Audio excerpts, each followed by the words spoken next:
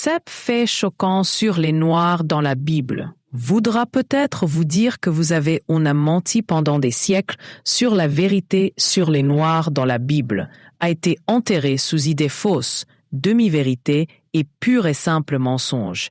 Mais à point, ça c'était de beaucoup d'entre nous ont grandi avec des images déformées de personnages bibliques à l'allure européenne aux représentations de Jésus, prophète blanchis à la chaux et une présence africaine effacée. Mais quoi si je te disais que les Noirs ont été une partie vitale du plan de Dieu depuis le tout début, et si je te disais ça, l'Afrique et ses habitants ont joué un rôle les plus importants dans la Bible, que certaines des personnalités les plus puissantes, les dirigeants, les prophètes et même les rois avaient racines africaines. Ce n'est pas une question de race.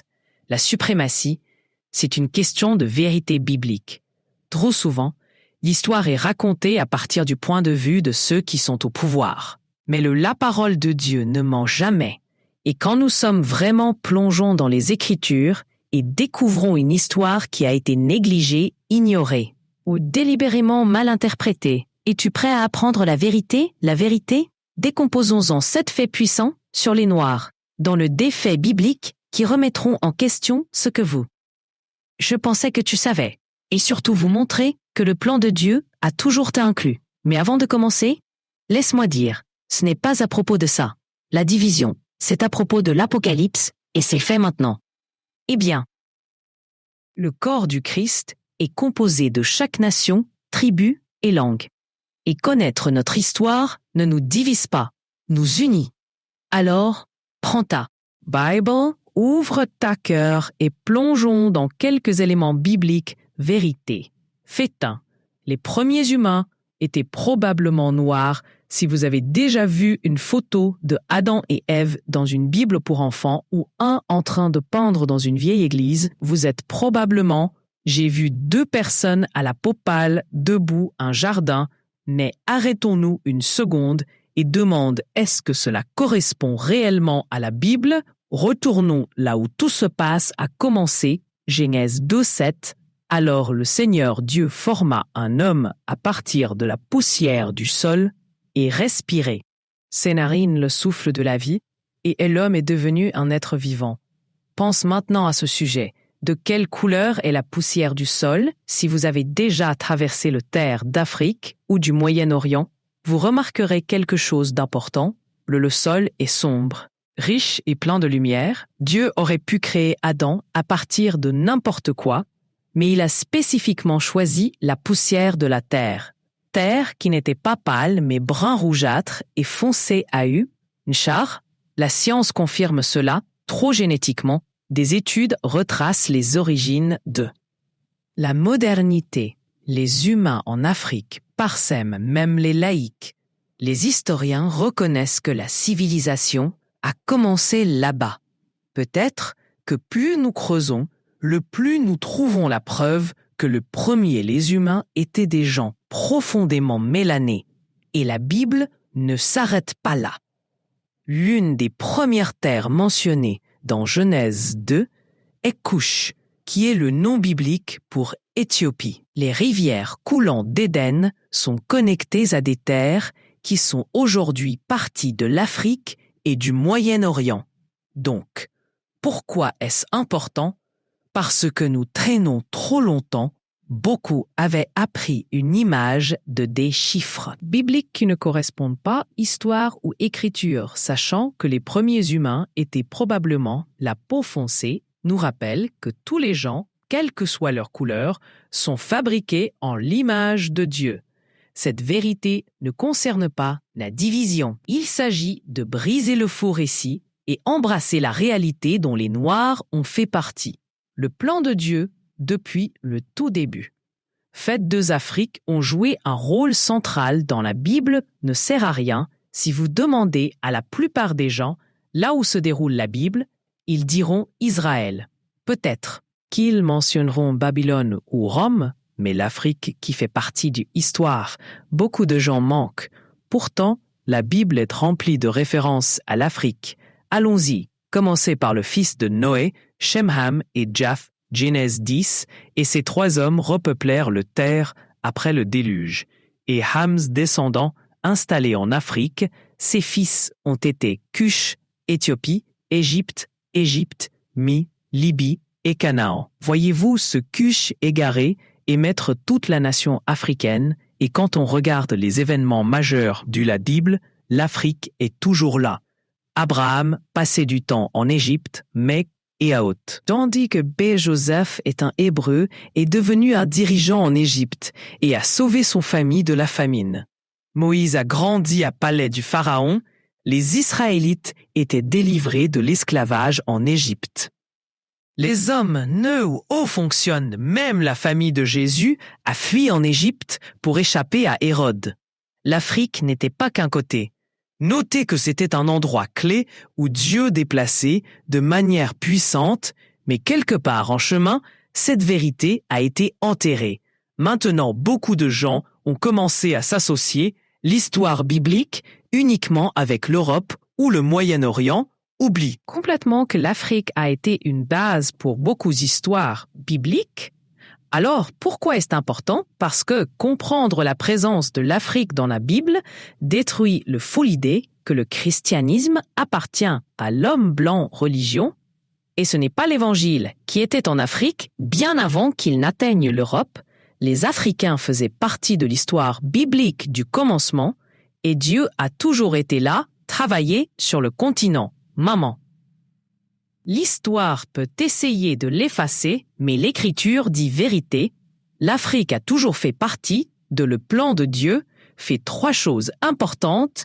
Les chiffres de la Bible étaient noirs. Si vous demandez aux personnes moyennes pour décrire les gens dans la Bible, l'imaginerait le plus individu à la peau pâle, en mouvement, en portant maintenant, mais cette image ne le fait pas correspondre à la réalité des Écritures. Certains d'entre eux, les personnages les plus puissants de la Bible, étaient noirs ou avaient une ascendance africaine. Jetons un coup d'œil à quelques-uns d'entre eux. Maintenant, Nimrod, le puissant chasseur devant le Seigneur, dans la Genèse 10-12, nous rencontrons Nimrod, l'un des premiers, les grands dirigeants de l'histoire, que la Bible appelle, lui, un puissant chasseur devant le Seigneur, et il a établi certains des premières civilisations, dont Babylone et 9 MBS. Mais ce que la plupart des gens ne réalisent pas, c'est que Nimrod était le petit-fils de Ham, dont les descendants se sont installés en Afrique. Signifie que Nimrod était d'origine africaine. Nimrod's legacy est la preuve que le noir des gens était présent au même moment, début de l'histoire du monde-nation et construction de civilisation. Pourtant, son héritage africain est rarement discuté.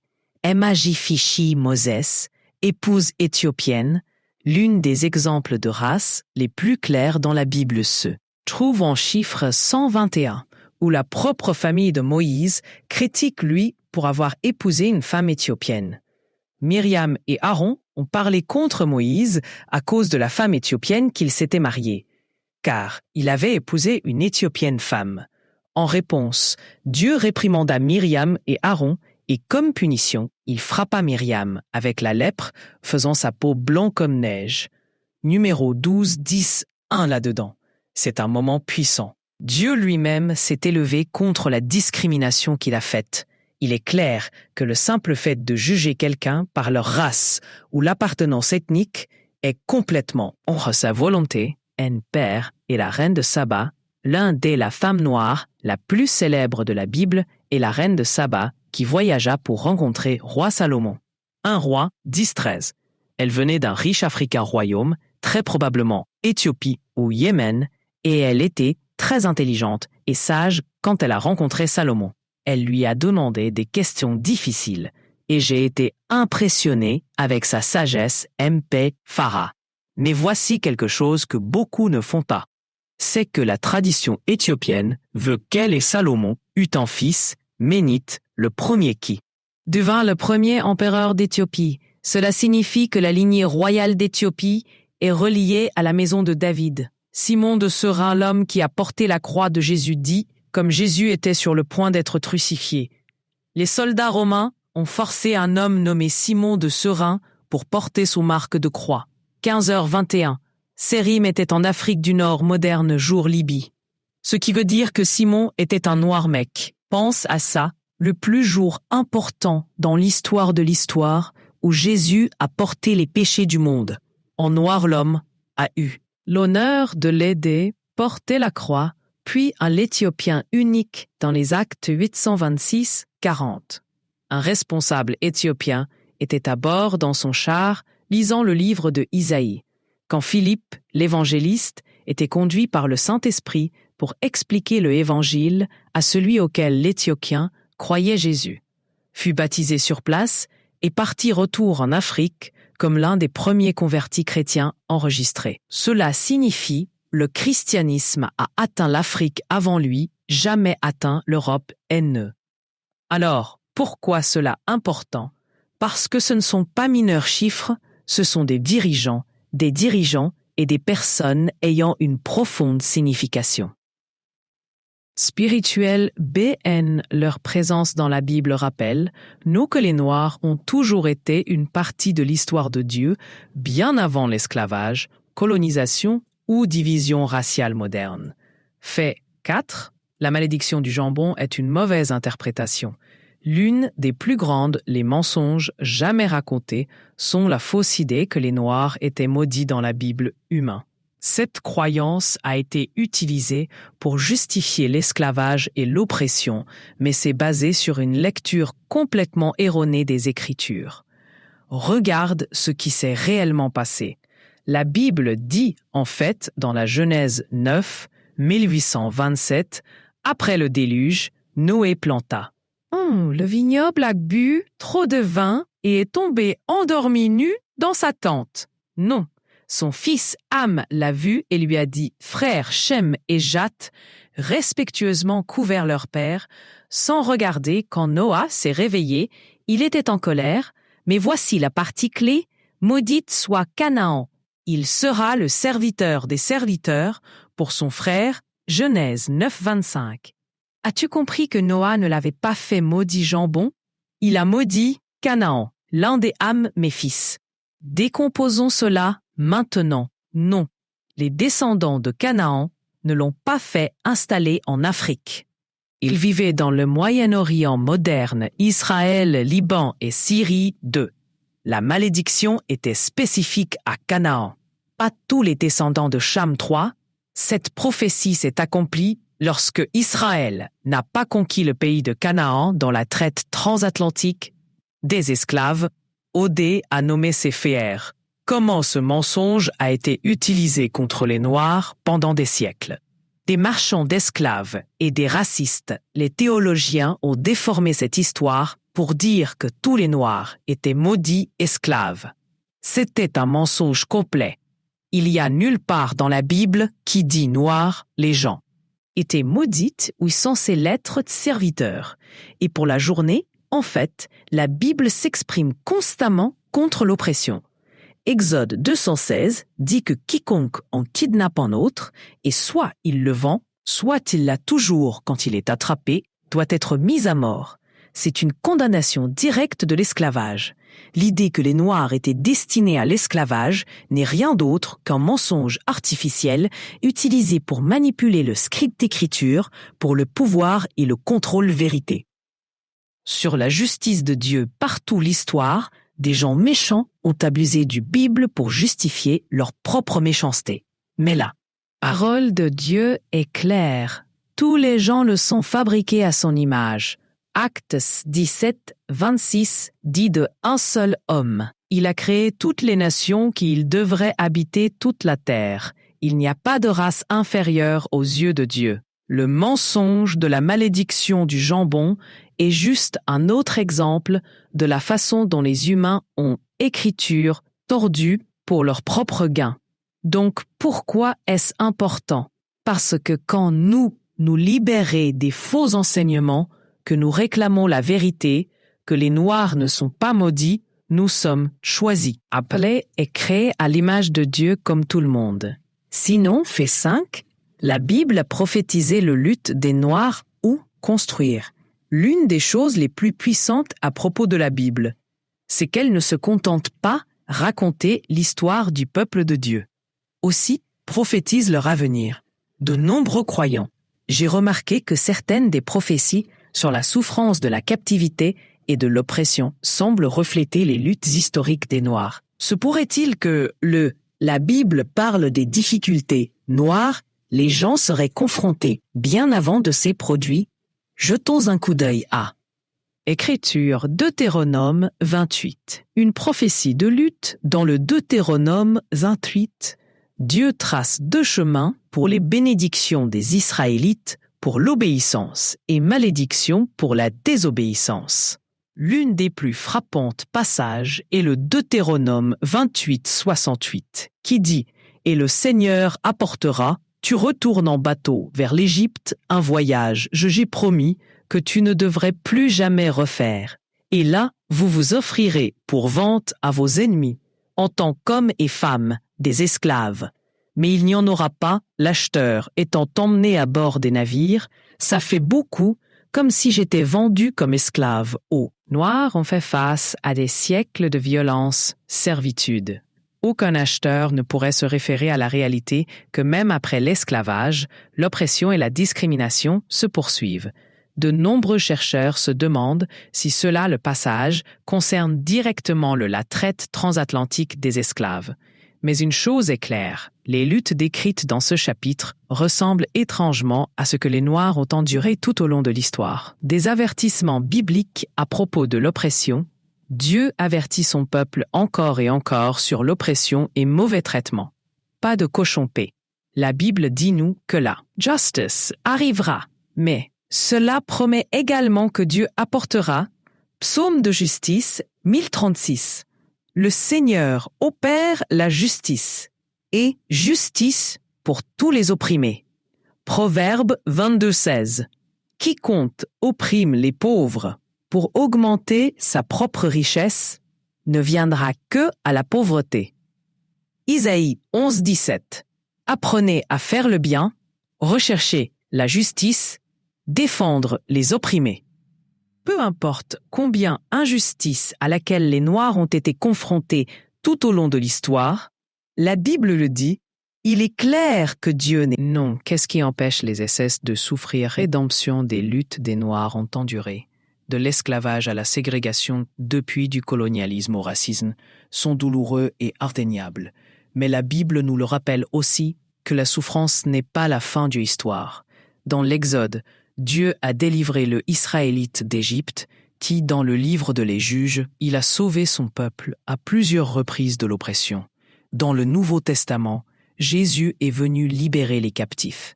Dieu est un Dieu de justice et sans oppression, dur pour toujours. Les luttes des Noirs ont été vues. Car Dieu et son plan est toujours pour apporter la délivrance, restauration et guérison.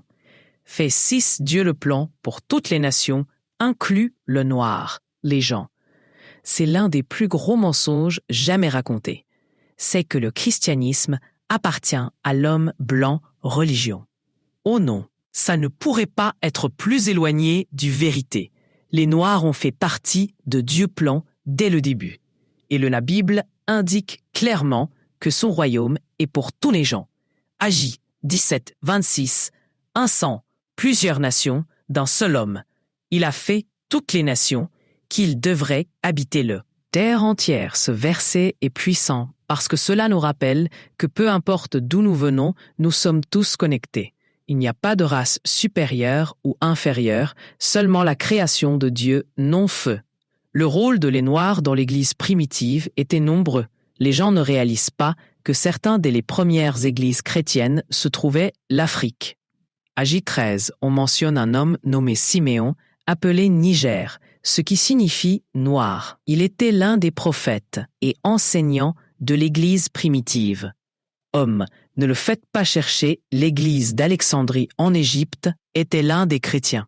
Les plus influents centres du monde, Augustin d'Hippone, l'un des pères de l'Église les plus célèbres, était un Africain dont l'écriture a façonné la théologie chrétienne depuis des siècles. Idée que le christianisme a été donné à les Noirs à travers la colonisation est complètement faux. La vérité et que l'Afrique était l'un des premiers lieux pour recevoir l'Évangile. Et les Noirs font partie de la foi depuis le début. La diversité le ciel, une des plus belles images dans la Bible, se trouve dans l'Apocalypse 79. Après ça, j'ai regardé, et là, devant moi, il y avait une grande multitude qui non, on pouvait compter sur chaque nation et tribu, les gens et la langue, debout devant le trône et devant l'agneau. Moi non. Alors pourquoi est-ce important? Parce que c'est nous rappelle que les Noirs ne sont pas un après-coup. Dans le royaume de Dieu, nous étions toujours voulu faire partie de son plan. Et si tu avais déjà eu l'impression, le christianisme ne vous inclut pas, ou si on t'a dit que ta foi est empruntée à quelqu'un d'autre. Je sais ceci, vous faites partie du dessein divin de Dieu et rien ne peut changer ce fait. 7. Les Noirs, les gens ont un divin patrimoine et finalité. S'il y en a une chose que tu retiens de ça, qu'il en soit ainsi, ce n'est pas une erreur. Tu n'es pas une erreur, oubliez que tu fais partie du divin de Dieu. Plan trop souvent, l'histoire des Noirs est racontée seulement à travers le prisme de la lutte, l'esclavage, l'oppression et la souffrance. Mais la vérité est que les Noirs ont toujours été un parti de quelque chose de plus grand. Dès le début, Dieu a eu un dessein divin pour les Noirs et ce but ça se déroule encore aujourd'hui. Waouh, un riche spirituel patrimoine. On a déjà vu que l'Afrique a joué un rôle central dans la Bible et que de nombreuses figures bibliques étaient noires. Mais ce qui est encore plus puissant, c'est la façon dont Dieu utilisait les Noirs pour façonner la foi. Les chrétiens éthiopiens faisaient partie des premiers à suivre Jésus. L'Église africaine a produit des plus grands penseurs chrétiens comme les croyants noirs d'Augustin. Partout l'histoire est restée forte dans leur foi, même face à la persécution. Le christianisme n'est pas seulement une partie du noir, l'histoire des Noirs fait partie du christianisme. Dieu appelle le noir les gens aujourd'hui, l'histoire ne s'est pas terminée avec le Dieu de la Bible, utilise toujours les Noirs pour faire des choses incroyables pour son royaume. Les missionnaires noirs répandent l'Évangile à travers le monde. Les pasteurs et dirigeants noirs sont transformés les communautés noires. Les chrétiens adorent, prient et une foi ferme. Tout comme le croyant aux Écritures, quoi qu'il arrive, le monde dit que votre héritage est l'un des forces, foi et but. Tu es choisi. Le monde peut essayer de définir vous par nationalité, raciale ou histoire, mais Dieu vous définit par son appel à 1 Pierre 29, dit « Mais tu es une génération choisie. » Le sacerdoce royal est une nation sainte qui lui appartient, des personnes spéciales, afin que vous puissiez proclamer le louange à celui qui t'a appelé hors de les ténèbres dans sa merveilleuse lumière. Ça veut dire que tu n'es pas oublié, tu ne l'es pas maudit, tu n'es pas moins que n'importe qui d'autre. Tu es choisi. Quelles que soient les difficultés, tu as affronté. Peu importe ce que dit l'histoire, le plan de Dieu pour toi. Est une plus grande conclusion. Marchez dans votre identité divine. Mais il y a aussi longtemps la vérité sur les Noirs dans la Bible a été négligée, mais maintenant la vérité est. Il est clair que le plan de Dieu t'a toujours inclus. Ce n'est pas seulement une question d'histoire, c'est une question d'identité. Ligne-moi quand tu comprendras qui tu es aux yeux de Dieu. Pas de mensonge, non l'oppression et aucun faux enseignement ne peut. Secoue-toi. Tu n'es pas une réflexion après coup. Tu n'es pas oublié. Tu es choisi, appelé et créé dans un but. Dieu ne fait jamais des erreurs. Tout ce qu'il fait est intentionnel. Dans les luttes du passé ne te définit pas. Dieu a-t-il placé la grandeur à l'intérieur de toi? Et il est toujours « J'écris ton histoire ». Alors maintenant la question, est-ce que tu feras de cette vérité, tu laisses le monde te dire qui tu es, ou allez-vous rester ferme dans ce que Dieu dit à propos de toi? Tu garderas le silence ou tu partages cette vérité avec les autres. Il est temps d'entrer dans ton divin marche identitaire, dire avec audace la vérité, vivre avec but parce que le plan de Dieu pour vous est plus grand que tout ce que le monde pourrait jamais imaginer, un nouveau, imaginer, un nouveau, imaginer,